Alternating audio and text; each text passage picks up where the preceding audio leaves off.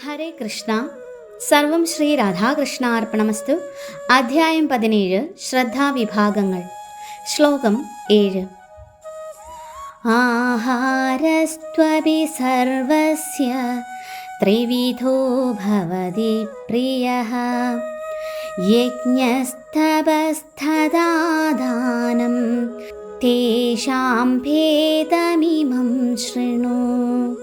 വിവർത്തനം: മനുഷ്യർക്ക് ഭക്ഷണ വിഷയത്തിൽ പോലും ഇഷ്ടാനിഷ്ടങ്ങൾ ഭൗതിക പ്രകൃതിയുടെ ത്രിഗുണങ്ങൾ അനുസരിച്ചായിരിക്കും. യജ്ഞങ്ങൾ, തപസ്, ദാനം എന്നിവയുടെ കാര്യത്തിലും അങ്ങനെ തന്നെ. ഇവയുടെ വ്യത്യാസങ്ങളെപ്പറ്റി കേട്ടുകൊള്ളുക. ഭാവാർത്ഥം: ത്രിഗുണങ്ങളുടെ ഏറ്റക്കുറച്ചിലനുസരിച്ച് ഭക്ഷണത്തിൻ്റെ കാര്യത്തിലും യജ്ഞം, ദാനം, തപസ് എന്നിവയിലും വ്യത്യാസങ്ങളുണ്ടാവും. ഒരേ തലത്തിലാവില്ല ഇവയുടെ സ്ഥിതി. ഏതു ഗുണം മുൻനിൽക്കുന്നവരിലാണ് ഇന്ന വിധം പ്രവർത്തനങ്ങൾ കാണുക എന്ന് വിശകലനം ചെയ്തറിയാവുന്നയാളാണ് ശരിക്കും ബുദ്ധിമാൻ. എല്ലാത്തരം യജ്ഞങ്ങളും ദാനങ്ങളും ആഹാരങ്ങളും ഒരേ വിധമാണെന്ന് കരുതുന്നവർ വിവേകികളല്ല, മൂഢരാണ്.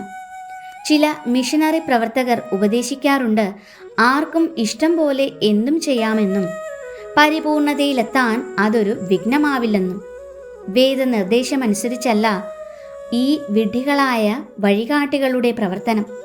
സ്വയം ഓരോ പദ്ധതികളുണ്ടാക്കി ജനങ്ങളെ വഴിതെറ്റിക്കുകയാണിവർ. ശ്ലോകം 8. ആയുസത്വബലാരോഗ്യ സുഖപ്രീതി വിവർധനാഃ രസ്യാസ്നിഗ്ധാ സ്ഥിരാ ഹൃദ്യ ആഹാരാ സാത്വിക പ്രിയാ. വിവർത്തനം: ദീർഘായുസ്സും നിലനിൽപ്പിനെ തന്നെ ശുദ്ധീകരിക്കുന്നതും ബലം നൽകുന്നതും ആരോഗ്യത്തെയും സന്തുഷ്ടിയെയും സംതൃപ്തിയെയും വളർത്തുന്നതും രസവത്തും പ്രീതികരവും സ്നിഗ്ധവും ആസ്വാദ്യവുമായ ആഹാരമായിരിക്കും സാത്വിക സ്വഭാവികൾക്ക് ഇഷ്ടം. ശ്ലോകം 9. ഖഡ്വം ലലവണാത്യുഷ്ണ തീക്ഷ്ണരൂക്ഷവിദാഹിനഃ ആഹാരാ രാജസസ്യേഷ്ടാ ദുഃഖശോകാമയപ്രദാഃ.